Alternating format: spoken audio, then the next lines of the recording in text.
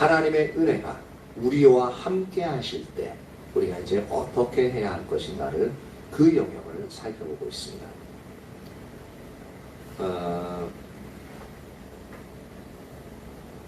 그래서 첫 번째, 지난주에 살펴봤던 것은 뭐냐면, 첫 번째로 살펴봤던 것이 하나님의 일을 이루기 위해 와 계신 하나님의 은혜에 대해서 살펴봤죠. 그래서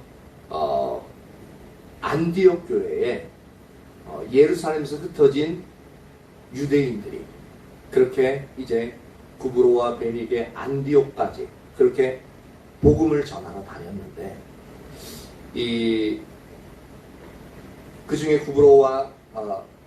구브로나 이제 있던 이제 전하던 사람들이 안디옥까지 가가지고 맨 처음에 유대인에게만 복음을 전했는데, 거기 가서는 헬라인, 이방인인 그 당시에 로마 사람들, 그리스 사람들에게 복음을 전파하기 시작했습니다. 근데 놀라운 것은 이 사람들이 베니게와 구브로에서도 복음을 전했거든요. 근데 그때와는 다른 현상이 나타나는 거예요. 이방인들에게 전하고 싶은 마음이 들어서 전하기 시작할 때부터 그 사람들이 한마디만 해도 그냥 내가 예수님을 영접하겠다 하고 하나님께 돌아오는 거예요. 근데 그 사람들은요, 무신론자들이 아니라 그 당시에 오늘날도 마찬가지지만 누구든지 자기의 신은 다 가지고 있습니다. 자기 스스로가 자기 신이 되는 사람들도 있고요. 또는 그 나라에서 섬기는 우상들을 섬기는 사람들도 있고, 또한 이제 토착신을 섬기는 사람들. 그러니까 어느 신이든 안 섬기는, 그 신을 안 섬기는 사람들이 오늘날도 마찬가지로 그 당시에 더 심하게 우상들을 숭배했었습니다. 오늘날은 그 대상이, 신앙의 대상이 바뀌었어요.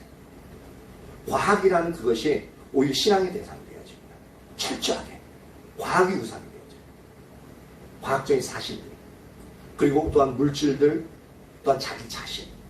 그러면서 자기는 무신론자다, 신을 안 믿는다 그러는데, 아니요, 신의 형태만 다르지 다 신을 믿고 있습니다. 그런데 그러한 사람들이 예수에 관해서, 예수로 인해서 구원받는다고 전하니까, 희한하게도 저는 유대인들을 통해서 저는 안 돌아왔었는데, 이방인들에게 전하니까 이방인들은 듣자마자 돌아온 거예요. 나 예수님 믿겠다고. 그러니까 주의 손이 함께 하심으로 말미암아 수많은 사람들이 예수님을 믿고 하나님께 돌아온 거예요. 그래서 그 소식을 예루살렘 교회에서 듣고 바나바를 안디옥에 파견하죠. 근데 파견해서 바나바가 안디옥 교회를 딱 도착해서 딱 보니까, 아하, 하나님의 은혜가 그곳 가운데 임하셔서 이 모든 일들을 주관하고 계심이 바나바의 눈에 선명하게 보이는 거예요. 그러니까 바나바가 너무너무 기뻐하면서 이 안디옥 교회 성도들에게 권면한 게 뭐냐면, 굳은 마음으로 주와 함께 머물러 있으라 라고 그렇게 권면하죠. 그러면서 바나바가 어떤 사람인가를 이제 설명하는데, 바나바는 성령과 믿음이 충만한 자였다라는 표현을 씁니다. 그래서 그가 안디옥 교회를 가르치는데 더 많은 사람들이 이렇게 죽게 더하더라라는 표현을 쓰고 있습니다.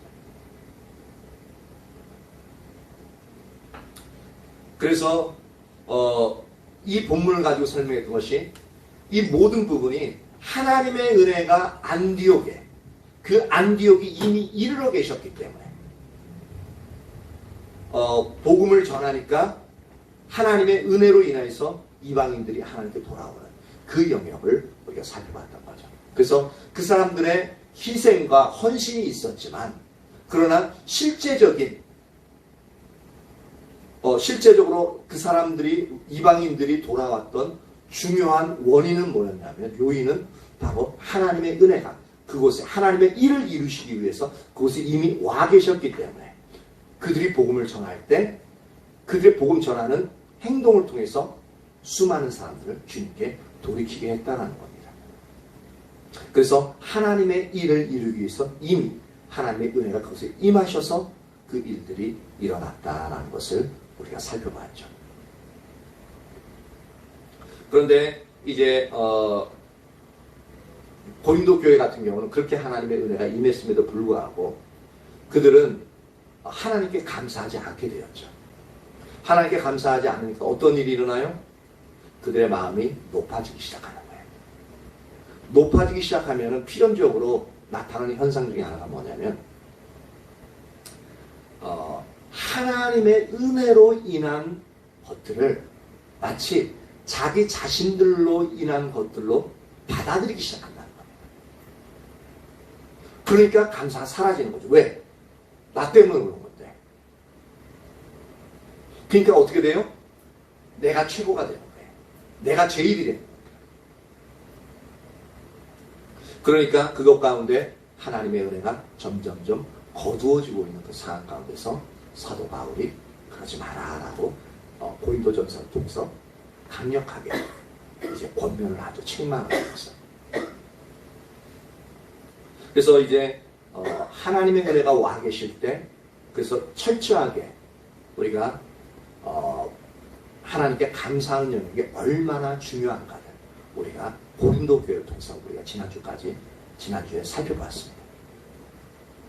그래서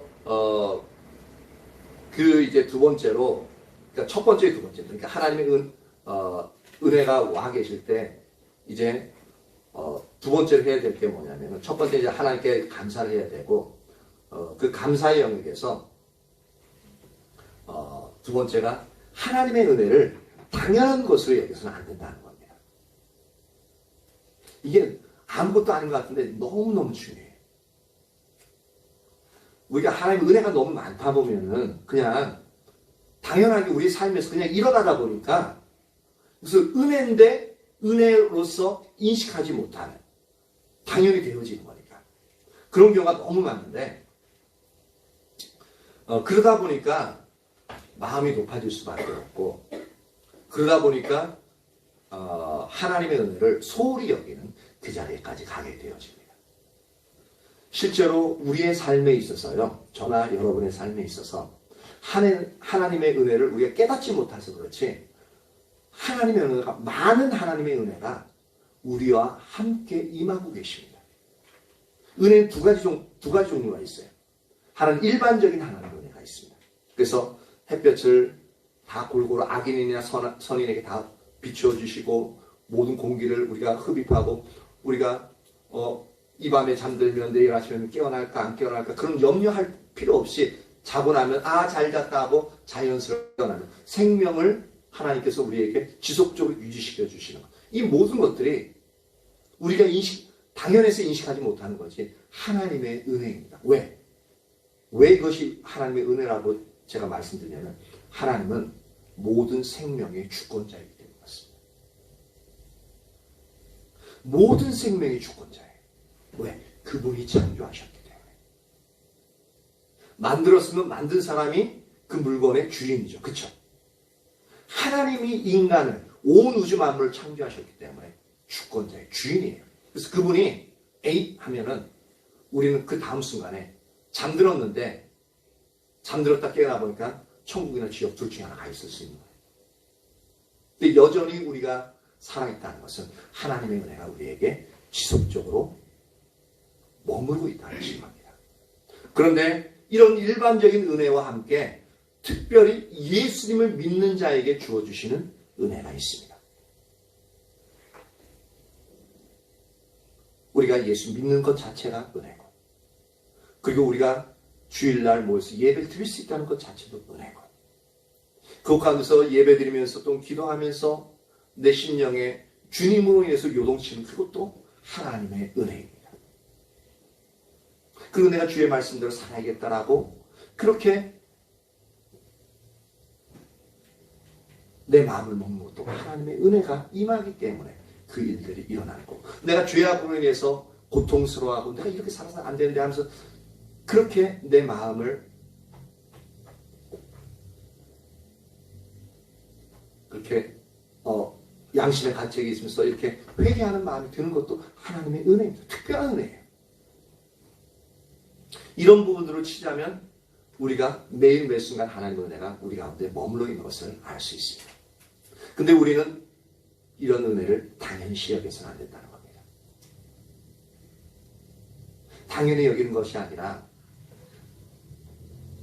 우리와 함께 하시는 이 하나님의 은혜가 얼마나 소중한 것인지 우리는 인식하고, 또한 하나님의 은혜를 인하여 진심으로 감사하는 자리에 우리가 머물러 있어야 됩니다. 다시요. 우리와 함께 하시는 하나님의 은혜가 얼마나 소중한지를 우리가 인식하고요. 하나님의 은혜를 인하여 진심으로 감사하는 자리에 우리가 머물러 있어야 돼요. 그렇게 할 때에만 우리가 마땅히 하나님께 돌려야 할 영광을 돌려드릴 수가 있어요.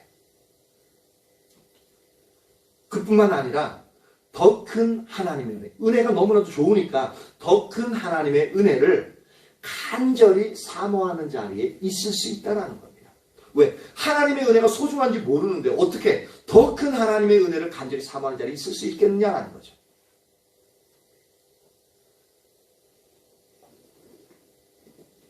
그래서 하나님의 은혜가 얼마나 소중한 것인지 분명히 인식하고 그 하나님의 은혜를 인하여 진심으로 감사하는 자리에 머물러 있어야 될 이유가 바로 여기 있는 겁니다.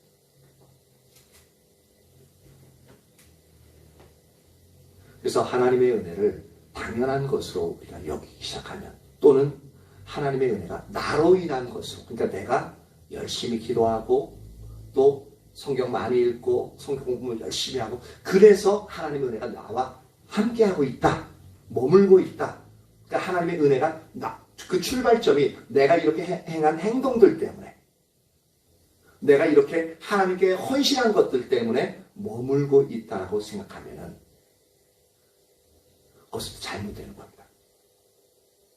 이렇게 되어지면 마땅히 하나님께 드려야 할 감사를 드리지 않게 되어집니다. 또한 하나님께 마땅히 돌려드려야 할 영광을 돌려드리지 않게 되어집니다. 그렇게 되어지면 고린도 교회처럼 우리들의 마음은 높아지기 시작하고요. 또한 하나님의 은혜로 인한 것들을 바로 우리 자신으로 인한 것들로 받아들이기 시작합니다.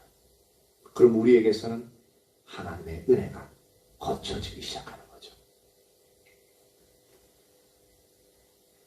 그래서 하나님의 은혜가 우리에게 임할 때 우리는 지속적으로 하나님의 은혜를 인하여 진심으로 하나님께 감사하는 자리에 머물러 있어야 합니다. 감사는 조그만 것에서부터 시작합니다. 그래야 감사할 수 없는 상황에서도 감사할 수 있습니다. 누구나 다 감사할 수 있는 상황, 너무나도 갖고 싶었는데 이게 왔어. 그래서 그걸 놓고 감사할 수 있는 거 누구나 다 할 수 있어요. 근데 그것도 감사하는 마음이 원래 없는 사람은 이건 너무 하찮게 여기는 경우가 많이 있습니다. 하나님의 은혜.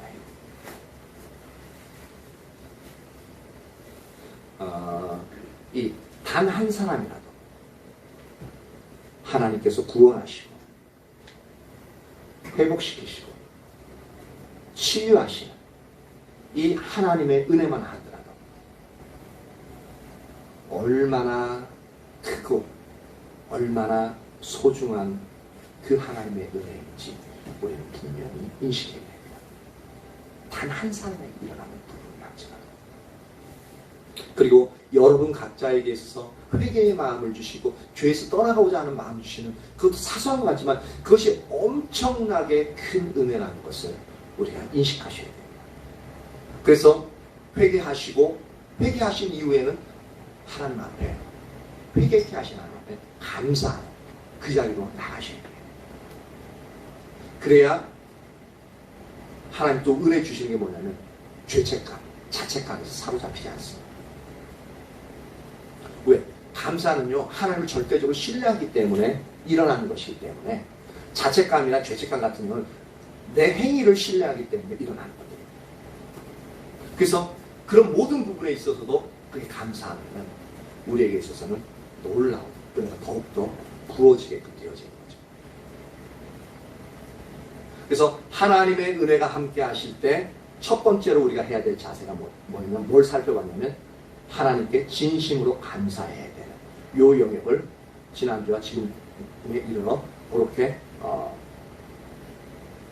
첫 번째 자세를 살펴봤고요. 두 번째 자세는 뭐냐면 하나님의 은혜가 우리와 함께 하실 때 우리는 두 번째 하나님의 목적에 우리의 온 삶으로 동참해야 합니다. 하나님의 목적에 우리의 온 삶으로 동참해야 한다. 하나님은 하나님의 은혜를 보내실 때 반드시 하나님의 목적을 가지고 보내십니다.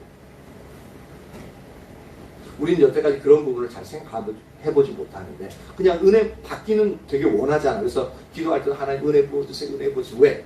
왜 하나님 은혜 부어달라면 내가 이 모든 것을 그냥 하나님 뜻대로 할 수 있도록 하기 위해서, 승리하도록 하기 위해서, 우린 단지 내가 이것을 할 수 있도록 하기 위해서 그렇게 이제 기도하잖아요. 그렇죠? 그것도 어느 정도 이제 부분적으로는 맞아요. 근데 하나님이 우리에게 은혜를 보내실 때, 쏟아부으실 때는 하나님의 목적하신 바가 있다는 거예요. 그 중에 일부분이 바로 우리가 기도하는 영역 중에 하나고, 근데 하나님은 하나님의 의도를 보기 원하시고, 하나님의 목적을 보기 원하시고, 이 부분을 하나님께서 안디옥 교회에 보내신 하나님의 은혜를 보면 이 부분을 우리가 더 선명하게 볼 수 있게끔 되어집니다. 그래서 사도행전 13장 1절에서 3절 한번 찾아봅니다. 사도행전 13장 1절에서 3절.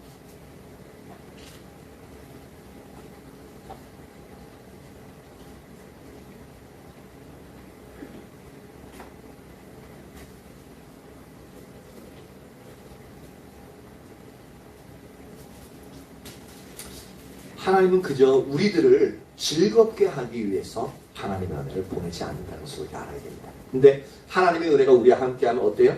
즐겁죠. 그렇죠? 근데 단순히 우리를 즐거운 마음을 주기 위해서 하나님의 은혜를 보내시는 건 아니다라는 것을 우리가 분명히 알아야 됩니다. 그러므로 우리는 하나님의 은혜가 우리와 함께 하실 때 하나님의 은혜를 보내신 그 목적을 분명히 보고 그 목적에 우리의 온 삶으로 동참하는 자리에 있어야 한다는 것을 우리가 분명히 인식해야 됩니다. 사도행전 13장 1절에서 3절 다 같이 한번 읽어보죠. 시작. 안디옥 교회에 선지자들과 교사들이 있으니 곧 바나바와 니게르라 하는 시므온과 구레네 사람 루기오와 분봉왕 헤롯의 젖동생 마나임과 및 사울이라. 주를 섬겨 금식할 때에 성령이 이르시되 내가 불러시키는 이를 위하여 바나바와 사울을 따로 세우라 하시니 이에 금식하며 기도하고 두 사람에게 안수하여 보내니라.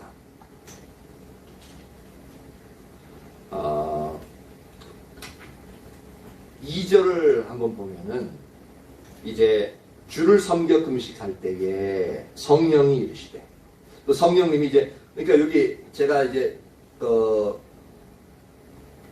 이 성경에서 요 사도행전 13장 2절을 읽으면서 항상 이제 해보고 싶은 부분이 그러니까 우리는 금식할 때 어떤 내 목적이 있잖아요. 그렇죠?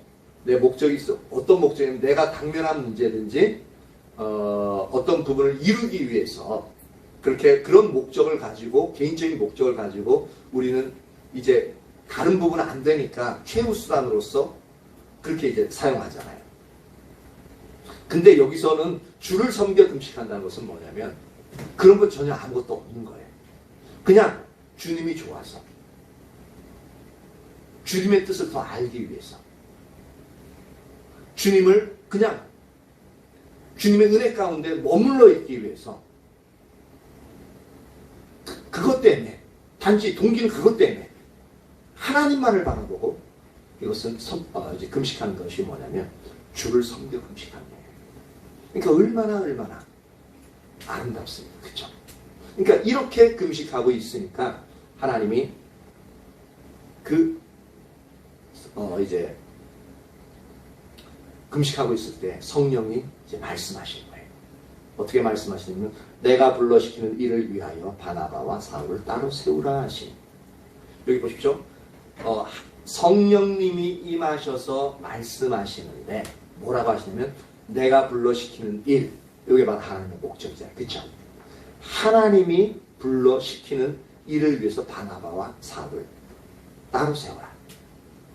그래서 바나바와 바울을 하나님의 일이 뭔지는 말씀하시지, 요 상황에서는 이제 말씀하시지 않는데 따로 세워가지고 뭔가 할 일이 있다는 거예요. 그렇게 하니까 이에 금식하고 기도하고 라고 3절에 나와있죠. 그렇죠?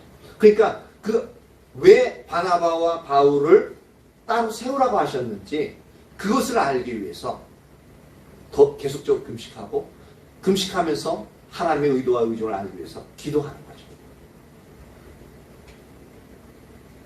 근데 그러니까 이제 하나님께서 말씀해 주셨어요. 근데 말씀해 주셨다고 얘기는 안 써있죠. 근데 그 다음에 뭐라고 말하고 있냐면 두 사람에게 안수하여 보내니라 라는 표현을 씁니다.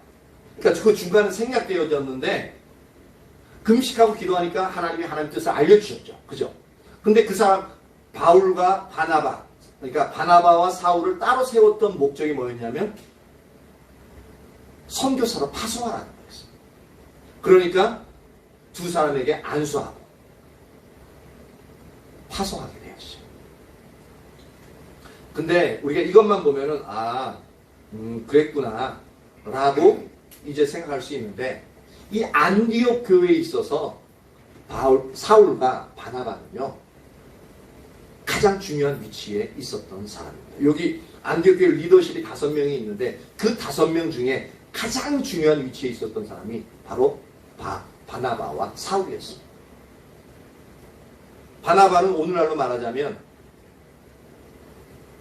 안디옥 교회 담임 목사입니다. 담임 목사고 사울은요 그 당시에 수석 부목사라고 생각하시면 됩니다. 이 두 사람이 어떠한 일들을 했냐면 11장 26절 한번 보십시오. 11장 26절 사도행전 11장 26절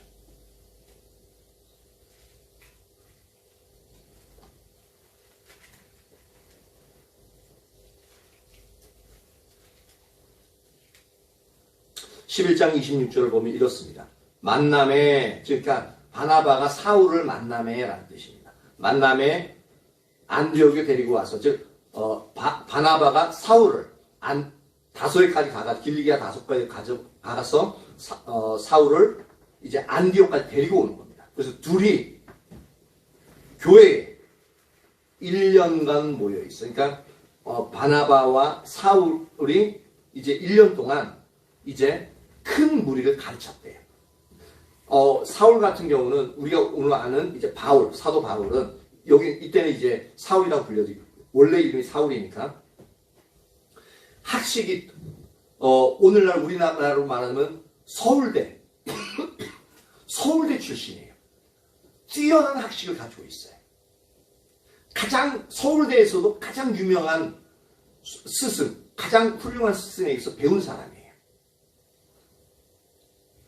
그러니까 그것을 바나바가 알고 있었기 때문에 사울을 데리고 와서 이 안디옥에 자기 혼자 이것을 감당하기 힘드니까 사울까지 데리고 와서 같이 공동으로 사역을 한 겁니다.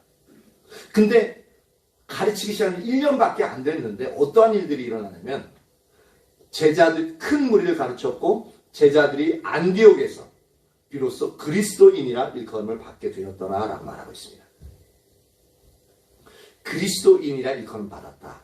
우리는 그리스도인, 나는 그리스도인이야 라고 이제 표현하는데 우리가 표현하는 그리스도인은 어떤 겁니까? 예수님을 믿고 교회에 다닌다는 표현으로서 이제 나는 그리스도인이라는 표현을 쓰잖아요. 그죠? 근데요, 우리는 스스로, 우리가 우리 자신을 일컬을 때 이렇게 하는데, 이 당시 안디옥 교회에서, 안디옥 교회 성도들을 그리스도인이라고 부를 때는 자기 스스로 나는 그리스도인이라고 얘기한 게 아니라 예수님을 믿지 않는 사람들이 안디옥 교회 성도들을 보고 그리스도인이라는 칭호를 붙여주는 거거든요. 그래서 그때부터 이 그리스도인이라는 칭호가 예수 믿는 사람들에게 다 적용이 되는 겁니다. 근데 이때 잘 생각해 보십시오. 예수님을 믿지 않는 사람이 안디옥 교회 성도들 보고 그리스도인이라고 칭호를 붙여준 게 왜 그러냐면은 안디옥 교회 성도들이 예수님을 믿었어. 믿고 나서 예수님의 가르침을 이렇게 따르다 보니까 엄청난 삶의 변화가 그들에게 일어나는 겁니다. 그러니까 이들이 그 삶의 변화가 일어나는 것을 이들은 그러니까 엄청난 은혜를 받는 거죠. 은혜를 받고 그냥 너무 예수님 좋아서 그냥 그들 따라가는 삶을 사는 거예요. 다른 생각 없이. 근데 그것을 안 믿는 사람들이 딱 보니까 이 사람들이 예수님 믿고 나서와 믿지 않고 나서의 차이점이 너무나도 분명하게 보이는 거예요. 즉 그리스도인이라는 것은 뭐냐면 이 사람들의 삶에 그리스도의 형상이, 그리스도의 모습이 이 사람들의 삶에 나타나는 겁니다. 그리스도의 이제 모습이라는 것은 뭐냐면 그 내면적으로는 우리가 갈라디아서 6장에 있는 것처럼 사랑과 희락과 화평, 오래 참은 자비, 양선과 충성과 온유와 절제. 이 내면적으로 그 성품이 성령님의, 예수님의 성품을 닮아가는 거예요. 그래서 사람이 그전에는 거칠었던 사람인데 같이 얘기하고 어떤 일들에 이제 대응하는 게 완전히 그전과는 다른 거예요. 용서하지도 않고 맨날 싸우던 사람이 용서해주고 사랑해주고. 왜 그런가 봤더니 예수님 믿는데. 그리고 그들의 삶의 방식에 있어서도 이전에 살았던 삶의 방식이 아니라 가르침 받은 대로 예수의 이름으로 그 삶을 살아가는데 그 삶 속에서 이들을 통해서 놀라운 일들이 일어나는 것을 보는 겁니다. 그러니까 이 사람들의 삶 속에서 그리스도의 모습을 보는 거예요. 그래서 그리스도인, 예수님의 모습이 나타나는 사람들이라 해서 그리스도인이라고 이제 이야기하는 겁니다. 그래서 이것을 더 줄여서 하는 말이 작은 예수, 이것이 바로 그리스도인이 나타나는 그 의미다라고 하는 이유가 바로 거기 있는 겁니다. 이렇게 삶을 살아가게끔 가르쳤던 사람들이 바나바와 바로 사울이었어요. 그런데 이 두 사람을 따로 세우래요. 따로 세워서 다른 지역에 복음을 전하기 위해서 파송하래요. 이게 쉽겠느냐라는 거죠. 안디옥 교회 입장에서는요, 5명의 리더가 있었는데 가장 중요한 2사람을 빼버리면 나머지 3사람이서 그 많은 사람들을 감당하고 하는 부분이 쉽지가 않아요. 그리고 교회 성도들도 그것을 찬성하는 사람들이 얼마나 있었을까 우리가 생각해 볼 수 있습니다. 그런데 안디옥 교회는 하나님의 은혜가 이미 임해 있었고 그 하나님의 은혜가 임해 있는 그 상황 가운데서 그러한 대가를 치르기로 결정합니다. 그리고 그들을 안수해서 다른 지역에 전도 여행을 보내죠. 근데 놀라운 게 뭐냐면 이 기꺼이 대가를 지불하고 이제 바울과 바나바를 보냈는데 그때부터 하나님은 하나님의 목적대로 바로 그 당시에 전 세계를 복음화하기를 시작하셨다는 겁니다. 만약에 안디옥 교회가 대가 지불하기를 거절하고 우리에게 가장 중요한 사람인데 우리에게 이 사람들이 있어야 돼요. 그래서 안 보내겠다 만류하면은 실제로 못 가거든요. 그러면 어떻게 됩니까? 하나님의 의도하신 하나님 은혜를 안디옥 교회에 보내신 그 하나님의 목적을 안디옥 교회에서 자기들만 누리고자 하기 위해서 딱 붙잡아두는 거니까 하나님의 목적을 이루지 못하게 하는 방해꾼이 되어지네요. 그래서 예루살렘에 있던 사람들이 예루살렘 교회 거의 2만 명 정도 됐다고 했잖아요. 계속 사람들이 모여들고 그러니까 너무너무 좋아가지고 하나님 성령이 충만하고 그러니까 너무너무 좋았는데 근데 그 당시에는 예루살렘에만 국한되어졌던 복음이었기 때문에 하나님이 그냥 안 흩어지니까 일부러 핍박을 가해서 흩어지게끔 만드셨어요. 억지로라도. 그래서 예루살렘에서 온 유대와 사마리아에 이르기까지 그리고 결국은 안디옥까지 그렇게 복음이 증거되어지는 시기가 왔었잖아요. 근데 그런 부분에 비하면 안디옥 교회는요. 더욱더 이 예루살렘 교회보다 어떻게 보면 성숙하다라는 표현을 쓸 수가 있습니다. 그래서 하나님의 목적을 이루는데 안디옥 교회가 쓰임받게 되어지는 거죠.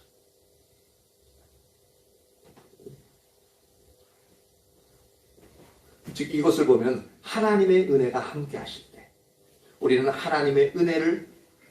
하나님께서 하나님의 은혜를 보내신 목적을 분명히 보고 그 목적에 우리의 온 삶으로 동참해야 하는 겁니다. 그래서 교회 가운데 또는 여러분들 개개인 가운데 하나님의 은혜가 임하실 때 첫 번째는 감사하고요. 진심으로 감사하고 두 번째는 하나님께서 내게 이렇게 하나님의 은혜를 지금 붓고 있는 하나님의 목적이 무엇일까? 거기에까지 생각이 넘어가셔야 돼요. 하나님, 내게 원하시는 하나님의 은혜를 부으시는 이유가 뭡니까? 내가 그 하나님의 목적을 알길 원합니다. 그리고 그 하나님의 목적에 내가 순종하길 원합니다. 그렇게 기도하시고 하나님 앞에 머물러 계셔야 돼요. 이렇게 하는 건 개인이건 교회건 마찬가지죠.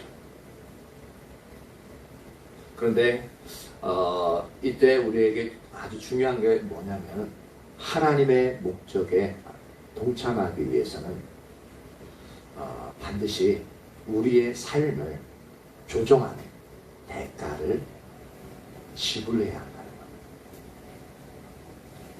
아까 안디옥 교회도 그 당시 가장 중요한 두 인물을 교회에서 뽑아내서 다른 데 보내는 그 엄청난 손실이 될 수 있는 거죠. 그렇죠? 그런데 그 대가를 기꺼이 지불했습니다. 우리에게 있어서도 그 하나님의 목적에 동참하는 삶을 살기 위해서는 우리의 삶을 기꺼이 조종하는 대가를 치러야만 하나님의 목적에 동참할 수 있습니다. 왜 그러면은 이 대가 없는 하나님의 목적에 동참이 불가능하냐면 그 이유가 있습니다. 그 이유가 뭐냐면 우리의 삶은 대부분은 우리의 본성을 따라 우리의 생각을 따라 세상이 우리를 이끌어가는 그런 가치관을 따라서 우리가 그렇게 우리의 삶이 살아갑니다. 맞죠? 근데 그 삶은요 우리가 알아야 될 게 뭐냐면 하나님의 목적과는 항상 정반대돼요. 그러니까 하나님의 목적에 내가 하나님의 목적에 동참하려면 내 삶을 돌이키지 않고서는 내 삶에서 떠나지 않고서는 하나님의 목적에 동참할 수가 없어요. 그래서 내 삶에서 돌이켜서 하나님의 목적에 동참하려면 바로 내 삶을 조종해야 하는 대가를 반드시 지불해야 되는 이유가 거기 있습니다. 그렇다면 이제 우리가 생각해 봐야 될 것은 그럼 내 삶에서 하나님의 목적에 동참하기 위해서 대가를 지불해야 될 영역이 무엇인가를 일단 이제 우리가 생각해 봐야 되겠죠. 그런 부분들이 내가 가장 소중히 여기는 부분일 수 있고요. 또 내가 살기 싫어하는 삶을 살아야 되는 영역일 수도 있고요. 나에게 부담스러운 영역으로 다가오는 부분일 수도 있고요. 여러 가지의 모습들이 있어요. 근데 진짜 하나님의 목적에 동참하려면 그 영역을 우리가 과감하게 내려놓아야 될 부분이 반드시 있습니다. 그러면은 근데 솔직히 내려놓기 힘들잖아요. 그것이 큰 것일 수도 있지만 오히려 큰 것들은 잘 내려놓을 수 있는데 사소한 것들 내려놓지 못한 경우가 많거든요. 근데 오히려 그럴 때는 그 사소한 것들이 우리에게 있어서는 진짜 함정이 되어지는 부분들이에요. 그런데 우리가 알 것은 뭐냐면 우리가 치르는 그 대가가 어떠한 것이든지 우리의 대가지불을 통해 하나님의 은혜가 행하실 일에 비하면 우리의 대가지불은 아무것도 아니다라는 것을 우리가 분명히 인식할 필요가 있습니다. 왜냐하면 하나님의 은혜가 우리의 대가지불을 통해서 이루실 그 일들은요,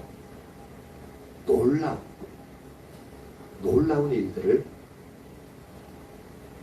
행하실 것이고, 그리고 그 이후에 그것이 우리의 대가를 지불되어져서 하나님의 은혜를 행하신 일들은 나중에 우리에게 얼마나 큰 감사함과 놀람을 다가올지 모른다는 겁니다. 최근의 일로 이제 교회 차량 구입하기 전까지 거의 1년 반 이상을 저희 가정들은 이제 저희 가정에서 2번의 겨울을 나면서 걸어 다녔잖아요.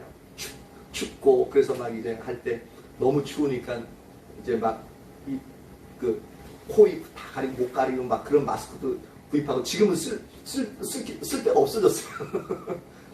근데 그것까지 하면서 막 아이들 이제 같이 걸어 다니고 아빠 추워 택시 타고 가자. 야 시끄러 걸어.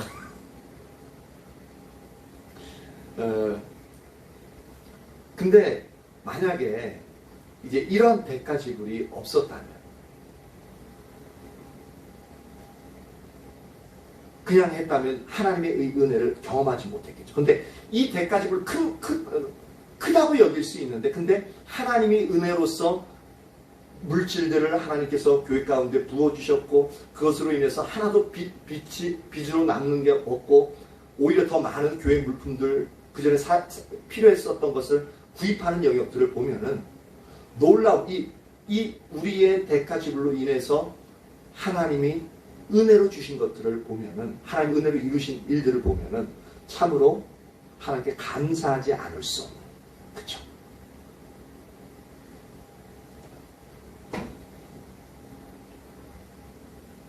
그래서 기꺼이 대가를 지불하며 하나님의 은혜에 동참하는 그 삶은요. 하나님의 은혜가 전혀 함께 하시지 않아서 전혀 동참할 필요가 없는 삶과는 비교도 할 수 없을 만큼 더욱 소중하고 보람있고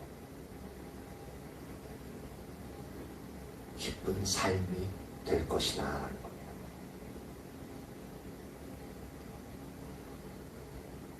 그렇게 하나님의 은혜가 우리에게 임해 있을 때 그 하나님의 목적에 우리가 온 삶으로 동참하는 삶이 이렇게 중요합니다.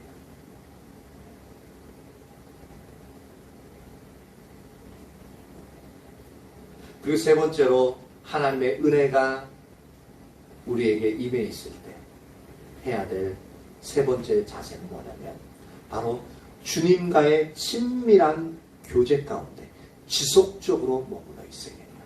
이게 가장 중요한 요소입니다. 다시요. 하나님의 은혜가 우리와 함께 머물러 있을 때 주님과의 친밀한 교제 가운데 지속적으로 머물러 있어야 한다. 11장 23절을 봅니다. 사도행전 11장 23절.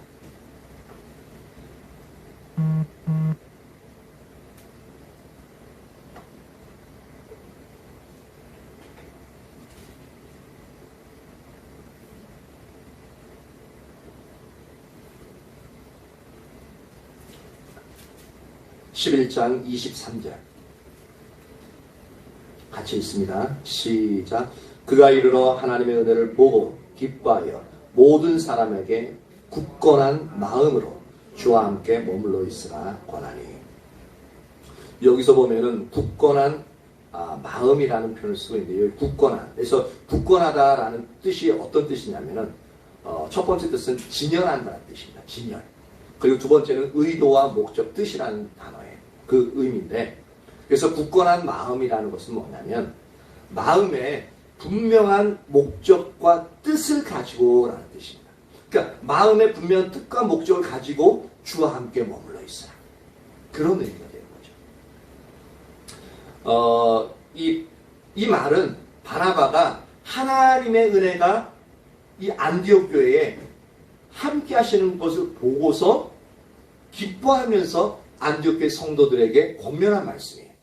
그게 뭐냐면 굳건한 마음으로 주와 함께 머물러 있으라라고 이렇게 권면했죠. 그럼 여기서 말하는 주와 함께 머물러 있으라라는 표현. 이것은 이제 개역 개정에서는 주와 함께 머물러 있으라라고 표현하고 있는데, 이전에 바뀌기 전에 개정판에는 어떻게 되어 있냐면 주와 함께 붙어 있으라라는 표현을 씁니다. 이 두 가지를 제가 얘기하는 것은 이 두 가지가 이제 상당히 중요한 표현이기 때문에 그래요. 이것이 어디와 연결되냐면 요한복음 15장 4절과 5절과 이렇게 연결이 되어집니다. 찾으실 수 있는 분들 한번 찾아보십시오. 요한복음 15장 4절과 5절. 그것에 이렇게 이제 말씀하고 있습니다. 4절 보면 내 안에 거하라. 나도 너희 안에 거하리라. 가지가 포도나무에 붙어 있지 아니하면 스스로 열매를 맺을 수 없음 같이 너희도 내 안에 있지 아니하면 그러하리라. 나는 포도나무요 너희는 가지라. 그가 내 안에 내가 그 안에 거하면 사람이 열매를 많이 맺나니 나를 떠나서는 너희가 아무것도 할 수 없습니다.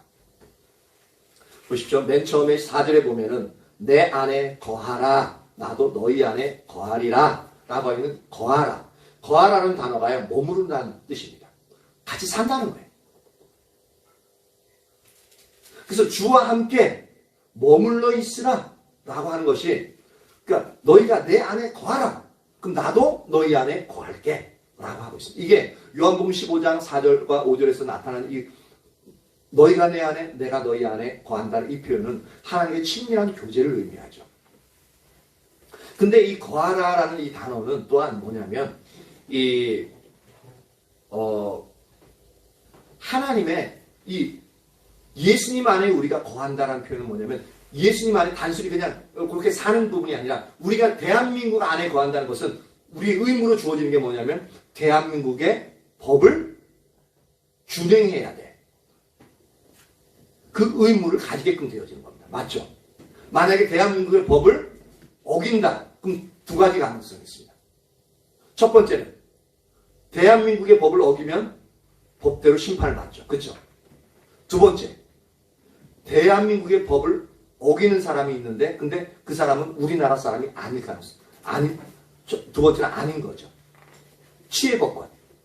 미국 대사관에 있는 사람들은요. 우리나라 법을 범해도 우리나라 법에 의해서 저촉받는 게 아니라 미국 법에 의해서 저촉받습니다. 왜? 그 사람들은 우리나라 법에 속해 있지 않아요. 지역은 있는데 우리나라 지역에 있는데 미국 법에 의해서 이제 통치를 받고 있는 사람들이에요. 마찬가지로 우리가 주님 안에 거한다는 표현은 주님의 법에 따라야 한다는 겁니다. 그러면 주님의 법에 따른다는 건 주님의 법에 순종하는 거죠.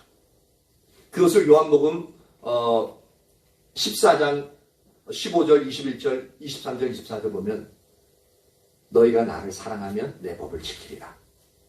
나를 사랑하는 자는 내 법을 지키리라. 나를 사랑하지 아니하면 내 법을 지키지 않느니라. 이 사랑하는 것과 예수님을 사랑하는 것과 그 예수님의 말씀에 순종하는 것을 동일하게 말씀하고 있습니다. 즉 뭐냐면 하나님 안에 거한다는 표현은 하나님 주권 안에 거한다는 표현이고 그것은 곧 너희가 나를 사랑하라 라는 부분입니다. 그래서 마태복음 22장 37절에서 40절에 보면은 가장 크고 첫째 되는 계명이 우리의 존재대로 주님을 사랑하는 것이라고 말씀하고 있죠. 바로 너희가 나를 진짜로 사랑하게 되어지면 나도 너희 안에 거할 거야. 그냥 예수님 그냥 우리 안에 거했으면 뭐 아무 일도 안 하십니까? 우리 안에 거하시면서 하나님의 의도와 의중이 무엇인지 선명히 알려주시는 역할을 하죠. 그래서 하나님을 알고 사랑하는 바로 하나님의 친밀한 관계를 의미한다는 겁니다. 그래서 주님과 함께 주와 함께 머물러 있으라라는 표현이 너희가 내 안에 거하라. 나도 너희 안에 거하리라. 이 표현입니다. 그리고 이것을 잘 이해하지 못할까봐 예수님은 다음 구절을 이렇게 표현합니다. 가지가 포도나무에 붙어있지 아니하면이라고 표현하고 있습니다. 즉 너희가 내 안에 거하고 내가 너희 안에 거하는 이 표현을 다른 표현을 하는 것은 뭐냐면 가지가 포도나무에 붙어있다는 표현을 씁니다.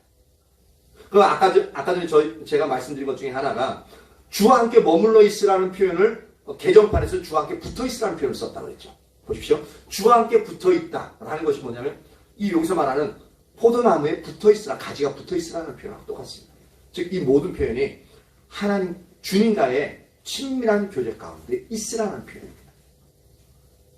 근데 재미있는 것은 뭐냐면 포도나무에 붙어 있으면 즉 너희가 내 안에 거하고 나도 너희 안에 거하면 어떠한 일이 일어나냐면 열매를 저절로 맺게 된대요. 스스로 열매를 맺는다는 표현을 씁니다. 이렇게 친밀한 교제가 없으면 스스로 열매를 맺지 않는다. 이게 근데 상당히 중요한 표현입니다. 하나님과의 친밀한 교제가 진정으로 되어지고 있다면 우리의 삶 가운데서는요. 열매, 어떤 열매? 예수의 열매. 아까 말씀드렸죠. 그리스도인이라고 칭함받는 게 뭐냐면 그리스도의 모습이 성품이 드러나고 예수님이 살았던 삶의 능력으로 삶을 살아가게끔 자연스럽게 그게 일어난다고요. 그러니까 다른 사람 보고 알아요. 그래서 저 사람 그리스도인이라고 불러주는 거거든요. 그러니까 스스로 열매를 맺는 거죠.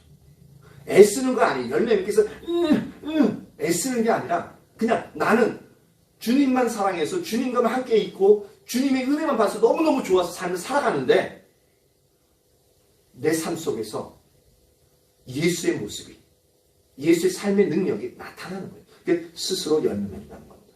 그런데 우리가 친밀한 관계를 추구하고 친밀한 관계 가운데 있다고 하면서도 내 안에서 내 삶 가운데서 스스로 열매 맺는 예수의 열매가 나타나지 않는다는 것은 아직까지 뭔가 잘못되어져 있는 거죠. 아직까지 성경이 말하는 것처럼 친밀한 관계 가운데 머물러 있지 않는 그러한 부분임을 우리는 분명히 알 수 있습니다. 이것은 교회든지 우리 각 개인인지 마찬가지입니다. 그래서 우리 자신을 이런 부분에서 체크하시고 그럼 내가 무엇을 더 초점을 맞춰서 나가야 될지 알 수 있게끔 되어집니다. 그리고 더 재미있는 것은 우리가 하나 더 봐야 될 것은 뭐냐면 5절을 보면은 나는 포도나무여 너희는 가지라 그가 내 안에 내가 그 안에 거하면 즉 하나님과의 친밀한 교제 가운데 머물러 있으면 사람이 열매를 많이 맺나니 라고 표현하고 있습니다. 아까 전에 말씀드렸죠. 주님과의 친밀한 교제 가운데 있으면 어떻다고요? 열매가 저절로 맺힌대요. 그런데 그 주님과의 친밀한 교제 가운데 지속적으로 머물러 있으면 어떻게 된다고요? 그 열매가 많이 열린대요. 즉 30배, 60배, 100배의 열매가 열려요. 근데 그 열매는 뭐라고요? 바로 그리스도의 모습, 예수의 모습. 그러니까 우리가 이 영역들을 진짜 사모해야 되고요. 우리가 다른 문제를 해결하고 그런 부분들도 이제 기도를 하지만 이 성경에 보면은 이 근본적인 해결책은 우리가 주님과의 친밀한 관계 가운데 머물러 있는 그것이 우리에게는 진정한 해결책이라는 것을 알아야 된다는 거죠.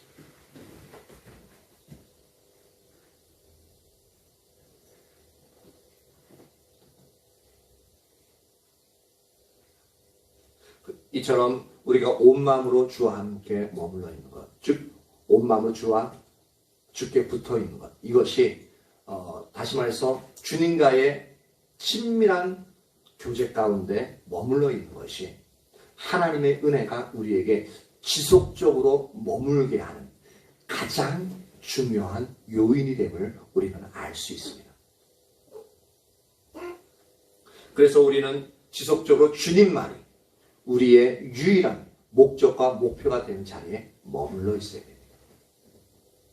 또한 우리는 지속적으로 마음을 다해 하나님을 알고자 하는 자리에 더욱 알고자 하는 자리에 있어야 돼요. 그리고 하나님의 목적과 길을 알기를 추구하는 자리에 머물러 있어야 된다는 겁니다.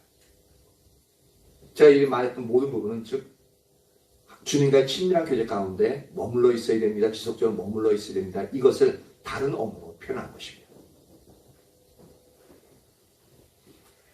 만약 우리가 한때 이제 은혜 받을 수 있잖아요. 한때 은혜 받고 하나님과 부어진 그 은혜로 인해서 뜨거워서 하나님의 친밀함을 추구하고 그 다음에 내 삶에서 하나님의 은혜가 함께 하시는 열매가 그냥 주렁주렁 달려있고 그런 영역이 있어요. 근데 지속적으로 주님과의 친밀한 교제 가운데 머물러 있지 않게끔 되어지면 어떠한 일이 일어나냐면 우리의 삶 가운데서는 여전히 하나님의 은혜가 주렁주렁 열려 있어서 하나님의 은혜가 함께 하시는 삶을 살아갈 수는 있습니다. 그런데 지속적으로 주님과의 친밀한 교제 가운데 있지 않으면 어떤 상황과 똑같이 되어 있냐면 열매가 주렁주렁 열려 있는데 그 나무가 뽑혀 있는 것과 똑같아요.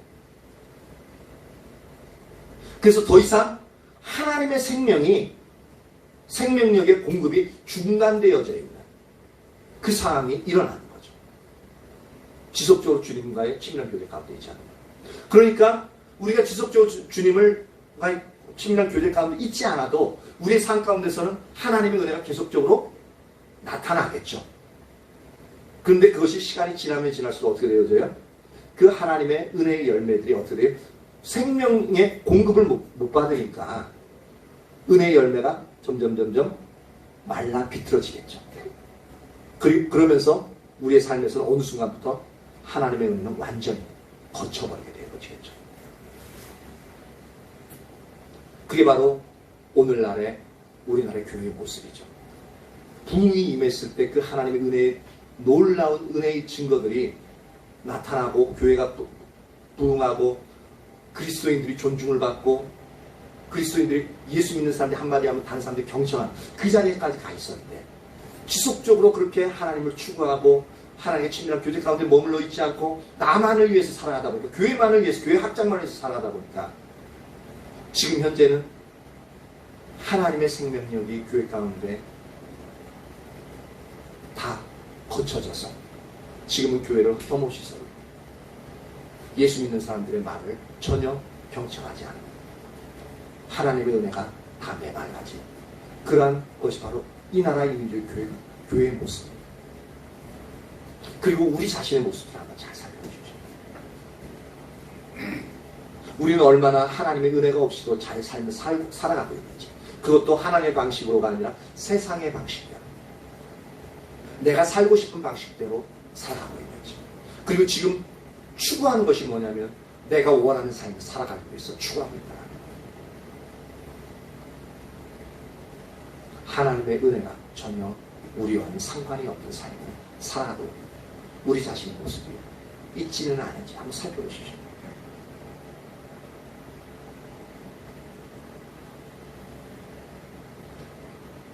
하지만 우리에게 있어서 하나님의 은혜가 함께 하실 때 우리가 이 세 가지의 일, 즉 뭐냐면 하나님의 은혜가 함께 하실 때 하나님의 은혜에 진심으로 감사드리고 하나님의 목적에 온 삶으로 동참하고 주님과의 친밀한 교제 가운데 지속적으로 머물러 있게 되어지면 하나님의 일은 하나님의 은혜가 행하실 거다. 이거 보면서 제 자신을 보게 되어지고 우리 교회의 모습을 보게 되어지는데 이거 보면서 한마디 생각이 나는 부분이 여종훈 목사님이 그 말을 하시거든요. 근데 그때는 잘 이해 못하고 그건 이제 여 목사님이니까 저런 소리를 하지라고 생각했었는데 그 말이 얼마나 뼈있는 말인지 뭐냐면 본인은 그러니까 여종훈 목사님은 목회가 가장 쉽대요. 근데 목회자를 붙잡고 물어보시죠. 99.9%가 목회 쉽냐 그러면 아니 어려워. 그 얘기는 뭔 얘기냐면 바로 하나님의 은혜가 함께 하실 때 우리가 진정으로 해야 될 영역을 놓치고 있기 때문에 이것을 하고 있지 않기 때문에 그 목회만이 아니라 우리의 삶에서 예수님 믿는 건 너무 힘들어요. 이 말이 그거하고 똑같은 거예요. 이게 뭐냐면 이 세 가지 영역의 일들을 우리가 행하고 있지 않기 때문에 이 일들이 일어나는 겁니다. 이 부분이 되어질 때에 하나님의 일은 하나님의 은혜가 이루신다라는 것. 그리고 이것을 성경을 통해서 증거하신 게 뭐냐면 안디옥 교회를 통해서 증거하셨고요. 안디옥 교회에서 파송한 보내진 하나님의 종들을 통해서 하나님의 일을 온전히 이루시는 모습을 통해서 하나님이 이 영역들을 드러내셨죠. 그래서 다시 말씀드리면 우리가 하나님의 은혜가 함께 하실 때 이 세 가지 일만 행한다면 하나님께서는 하나님의 은혜를 인하여 우리를 통해 하나님의 놀라운 모든 하나님의 계획들을 온전히 이루실 거다라는 분입니다. 그래서 이 말씀을 살펴보면 우리가 무엇을 이제 내려놓아야 되고 어디에 치중해서 우리가 앞으로 달려나가야 될지 분명히 볼 수 있게끔 되어집니다. 저와 여러분 모두가 이 영역을 선명히 보고 이제 하나님이 말씀하신 그 말씀을 따라 살아감으로 말미암아 하나님의 일을 하나님의 은혜가 이루어 가시는 것을 우리가 경험하고 다른 이들에게 나누어 주며 그렇게 하나님의 영광을 드러내는 삶을 살아갈 수 있기를 예수님의 이름으로 축복합니다. 아멘. 네, 사랑해 나오세요.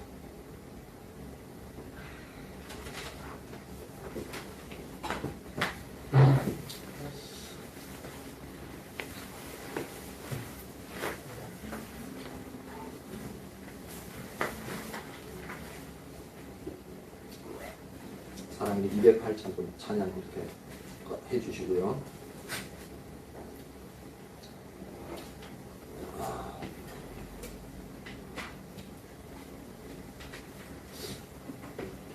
예, 우리는 기도합니다. 기도하는데 시간이 벌써 많이 되네. 우리에게 있어서 주어진 이 하나님의 은혜가 우리에게 분명히 하나님의 은혜가 이미 임해 있습니다.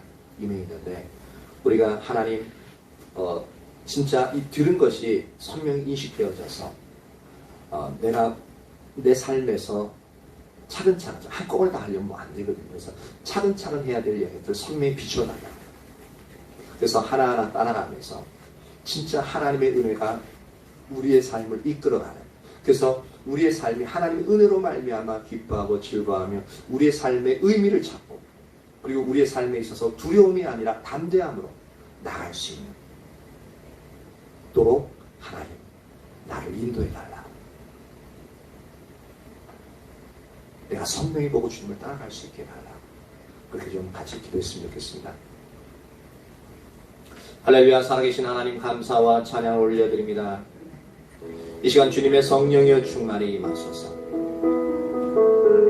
하나님의 말씀을 통하여서 우리가 알게 되어진 이 모든 영역들, 하나님 우리의 힘 듣고 한 귀로 듣고 한 귀로 흘리는 것이 아니라 우리의 마음속에 우리의 신비에 이 하나님의 말씀이 선명하게 안으로 새겨지기를 간절사합니다. 우리의 마음속에 우리의 생각 속에 이 하나님의 말씀이 지워지지 않게 하시고 항상 생각나게 하시고 우리가 더 이상 우리의 생각대로 지금껏 살아왔던 삶의 방식대로 삶을 살아가는 것이 아니라 하나님의 은혜를 받은 자들로서 그 하나님의 은혜를 감사하며 그것도 진심으로 감사하며 그 하나님의 은혜를 보내신 목적을 보고 그 목적에 우리의 온 삶으로 동참할 뿐만 아니라 지속적으로 이 하나님의 은혜를 우리의 삶에 더하도록 하기 위하여 주님과의 친밀한 교제 가운데 지속적으로 머물러요. 우리 한 사람 한 사람 늘 되어지길 감사했습니다.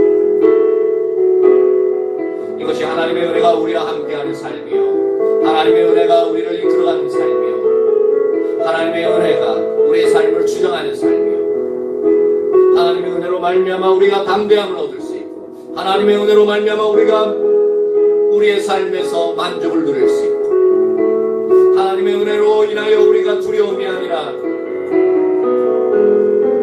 담대함으로 하나님을 따르고 이 세상에서 승리할 수 있는 삶의 유일한 방법이라는 것을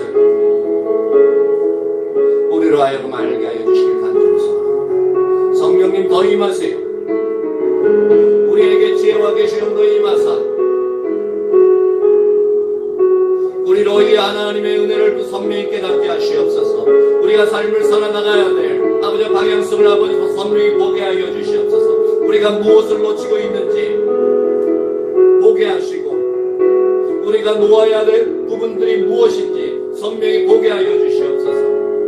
그리고 하나님이여, 우리가 깨달은 대로 사람을 살아갈 수 있도록 우리를 도와주시길 간절히 소망합니다. 하나님, 주님의 성령이 우리 가운데 임하여 주세요. 더 이상 세상 가운데 삶을 살아가면서 세상에 의해서 이끌려 나가지 않게 하시고, 세상에 의해서 두려워하며 세상을 피해서 살아가지 않게 하시고, 세상 가운데 당당히 있어서 세상을 정복하고 세상을 이끌어 나가는 주님이 말씀하신 대로의 그 삶을 살아갈 수 있도록 우리 한 사람 한 사람들을 이끌어 주시옵소서. 주님의 성령이 우리에게 임하여 주세요. 우리 한 사람 한 사람 가운데 충만히 임하여 주세요. 우리를 붙들어 주세요. 우리에겐 당신이 너무나도 필요합니다. 주님의 은혜를 우리에게 보내주세요. 우리 한 사람 한 사람 가운데 충만히 임하게 하시옵소서. 주님의 그 은혜로 말미암아 우리의 심령이 뜨겁게 불타오르게 하시옵소서. 하나님, 임하세요, 임하세요, 임하세요, 임하세요. 임하세요, 주님.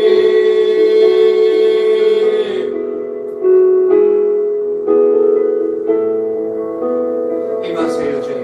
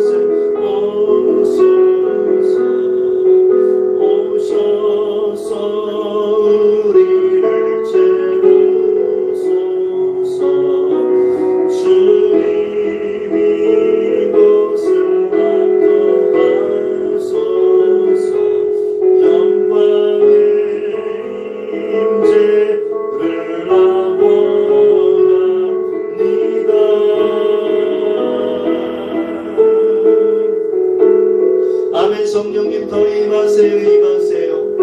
주님의 임재로 우리를 채워주세요. 주님의 성령이 임하시지 않고선 우리가 일어설 수 없습니다. 우리가 깨달을 수 없습니다. 우리가 하나님을 따를 수 없습니다. 하나님, 우리에게 임하여 주세요, 임하여 주세요. 주님 당신이 우리에게 필요합니다. 아멘.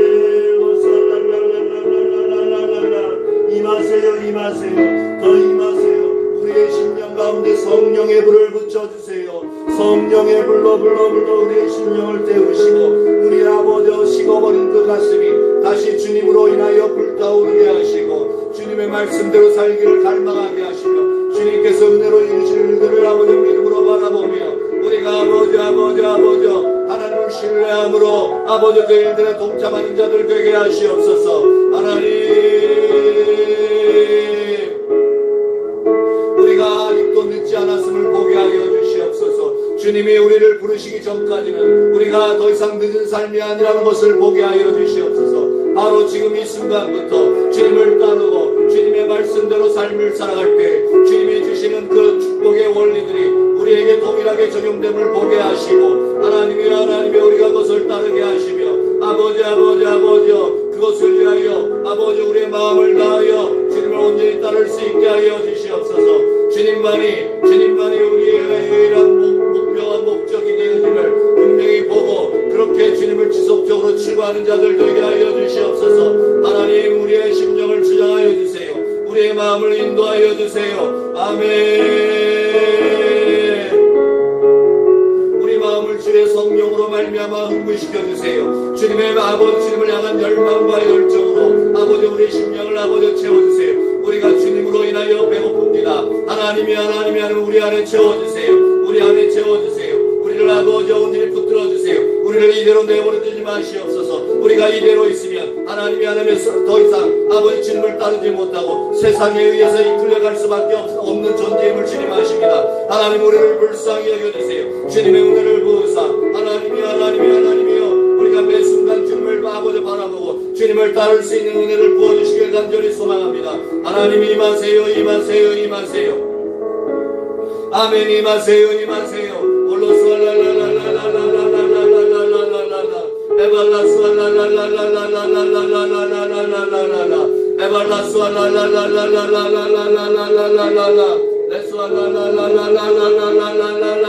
주님 우리에게 주의 은혜를 부어주세요. 주님 우리에게 주님의 은혜를 부어주세요.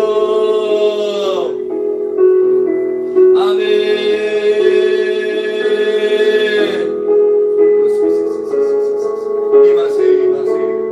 우리를 붙들어주세요. 우리를 불쌍히 여겨주세요. 하나님 우리를 불쌍히 여겨주세요. 하나님 우리를 불쌍히 여겨주세요. 주님 당신을 원합니다. 주님 당신을 원합니다.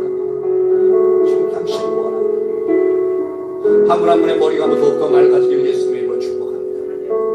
모든 혼돈의 영이여 주 예수의 이름으로 떠날지어다. 너희의 모든 영들을 예수의 이름으로 파괴. 하나님 성령 더 임하세요. 우리들의 머리가 더욱더 맑아지길 예수님의 이름으로 축복합니다. 그래 주님이 성령이 인식되어지게 하시고 우리의 마음속에 세상이 아니라 하나님으로만 가득 채워지게 하시옵소서. 하나님이 하나님의 일들을 하나님의 은혜로 이루실 것들을 우리의 심령 가운데 믿음으로 보게 하사 가득 채워주시옵소서. 그래 그 하나님을 의지하고 온전히 주님을 따르는 삶을 살아갈 수 있도록 그 은혜를 부어주시길 간절히 소망합니다. 한 분 한 분 가운데 주님으로 인한 그 열망과 열정이 더욱더 부어지기를 축복합니다. 주님, 우리에게 주님의 은혜를 주세요.